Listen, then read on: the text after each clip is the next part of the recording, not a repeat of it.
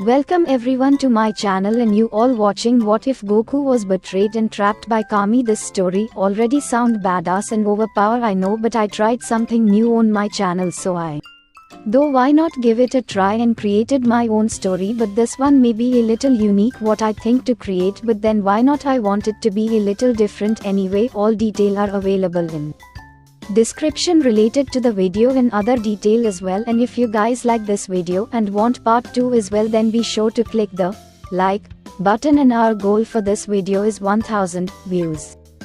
Anyways, let's begin with the story. Not long after Goku defeated King Piccolo, he found himself at Kami's lookout, being sent up there by Master Korin. There, he met Mr. Popo, who trained him and got attached to him in preparation to Kami's own training. However, unlike the original story, this Kami is more paranoid, as he sees Goku's immense power, and he continues to get stronger and stronger. He sees that there's some darkness within Goku. Kami doesn't like the idea of someone out there being even stronger than Piccolo. He sees a lot of himself in Goku, including the fact that he could have an evil half. After seeing Goku's exponential growth and seemingly limitless abilities, he believes it may be wise to seal him away. He doesn't know what this alien is capable of. According to Kami, Goku may be another Piccolo waiting to happen. Kami consults Popo and explains how this is the safer option for Earth. Popo finds this to be cruel, so Kami alters the original plan and orders Popo to get a lot of capsules full of food, so at the very least,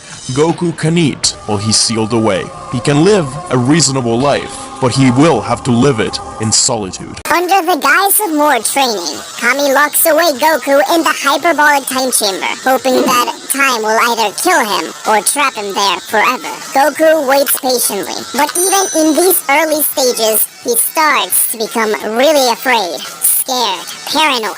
He had never seen so much endlessness. He could train at his heart's content, push himself to the limit, but it was difficult. The gravity was different, and there was nowhere to interact with. And as days went by, Goku began to wonder what exactly the purpose of this room was. Not long after, Piccolo Jr. begins to attack Earth.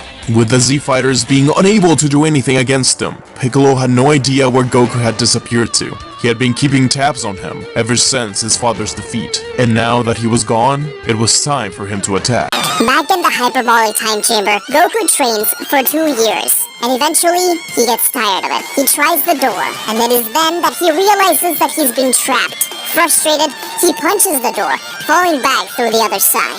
He is trapped in there. But Goku has hope, and he believes that this is a test by Kami. So rather than panic, he sits calmly and waits. Another year passes, and Goku finally comes to terms with the fact that Kami turned his back on him. There is no escape, and all he has is training. Feelings of betrayal and anger consumed him. He cannot understand how Kami could do this to him. All he's ever done was good. These negative feelings manifest themselves in a violent burst of aura and energy, Goku transforming into a Super Saiyan. This unbelievable power only cemented Goku's goal in life, training to find a way to escape.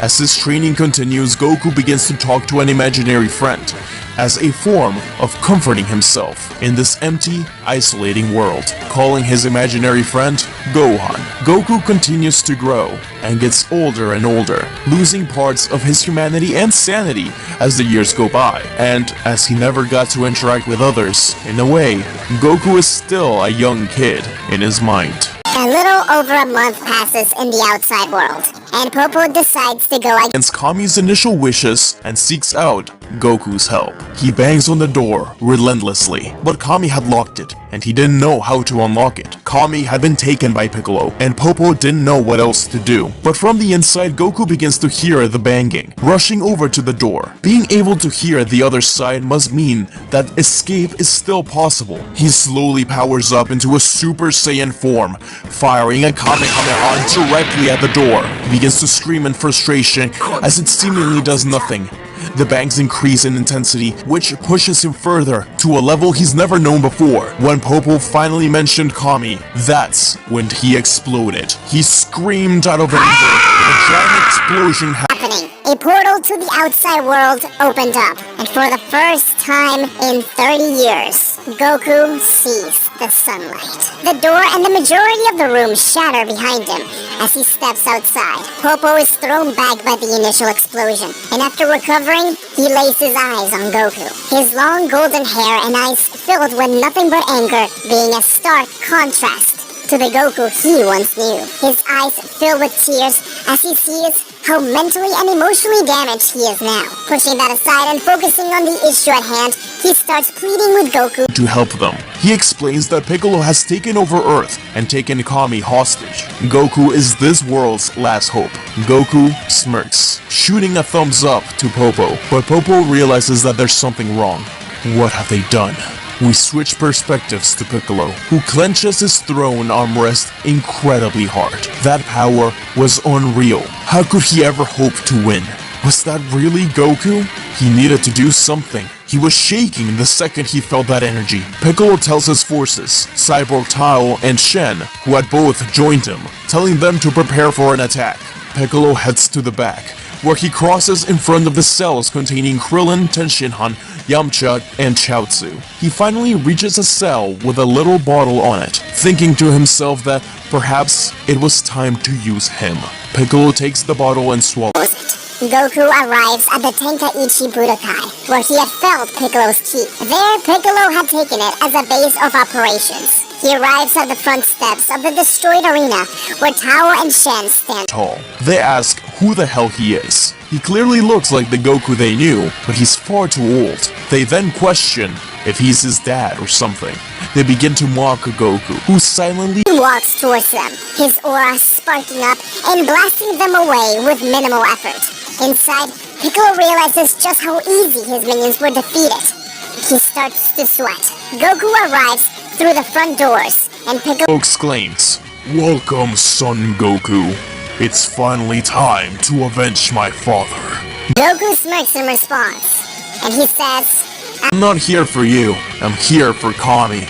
Goku begins to toy with Piccolo as they fight, allowing him to believe that he has the advantage. Piccolo isn't naive, however, knowing that the Saiyan is holding back against him. He tells Goku to go all out. As he says this, just for a split second, Goku transforms into a Super Saiyan in order to dodge one of Piccolo's moves. When Piccolo turns back around, Goku has already made it inside the building. Piccolo shakes in anger, realizing that for a split second, Goku's power multiplied itself by 50 times. He thinks that Goku may actually be a threat to his reign. He decides to free all the Z-Fighters as a means to try and make Goku vulnerable. They stumble out, weakened and wary. They notice Goku and begin to feel hopeful, running towards him, and Among Us being happy about seeing him again. Krillin runs towards his best friend, attempting to embrace him, but Tien notices how different Goku's dark energy had become. He's no longer the Goku we once knew and loved. Krillin realizes this as soon as he touches Goku, a shock of electricity sparking and shocking his hand. Krillin moves away, realizing just how much different this Goku was. His heart sinks. They realize that their only hope is now lost. Krillin speaks in a sorrowful tone. "Goku, what's wrong? We need your help." His eyes begin to fill with tears as he stares at his former best friend. Goku turns to face the shorter man, a twisted smile on his face, with electricity crackling around his body.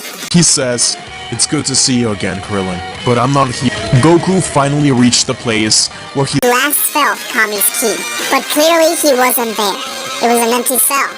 Goku then turned to face the others. Piccolo stood in the middle, yelling at everyone that this guy is much more dangerous than he could ever be. If they want to survive, they all have to team up. Krillin insists that he won't fight Goku, that he's his best friend. Yamcha gulps, getting on the defensive. He tells Goku that Bulma never lost hope for him, that she knew he would return. Was he going to break her heart? Tien curses, but Goku simply ignores them, asking Piccolo where Kami is, telling him that he's going to pay. Krillin wonders just exactly what happened to Goku to cause this change. Whoever did this to him was an awful person. But Tien realizes that they don't have any time for this, with Goku making it clear that he has no problem attacking anyone who stands in his way. Tien rushes in. No more words. Piccolo and Chaozu fall behind. The clash instantly destroys the tournament building. Goku can easily keep up with all of them, turning into a Super Saiyan. They wonder how he could have gotten so powerful. One by one, the Z Fighters fall. They know that Goku had lost his mind. He keeps looking down and referring to someone who isn't there at all to go. Krillin tries to tell Goku that his grandfather isn't there, that he wouldn't have wanted this, that he is in other worlds, but Goku explains that he isn't talking to his grandfather. Piccolo realizes that he has to take one final chance, use his ace card to win, while Goku defeats the Z Fighters. Piccolo rushes out into a cave where he frees Kami. He attempts to battle Piccolo, but he feels the incredible power of Goku approach. Piccolo says that whatever Kami did to this kid may mean everyone's death. Kami laments this. He could never forgive himself. He didn't think that Goku could ever escape the chamber, let alone survive this whole time. Piccolo explains that the only way they could stand a chance is if they unite their forces, bringing back the Namekian of old. Goku defeats Krillin, knocking him out. He didn't kill any of the Z Fighters, but if there's one thing that Kami taught him, is that he couldn't trust anyone, not even his oldest friends. Goku finally reaches the cave where Piccolo and Kami hid. He's about to blast it away when he sees a bright light being emanated from it. Kami and Piccolo's fusion walks out of the cave with a stern look, throwing his cape to the side.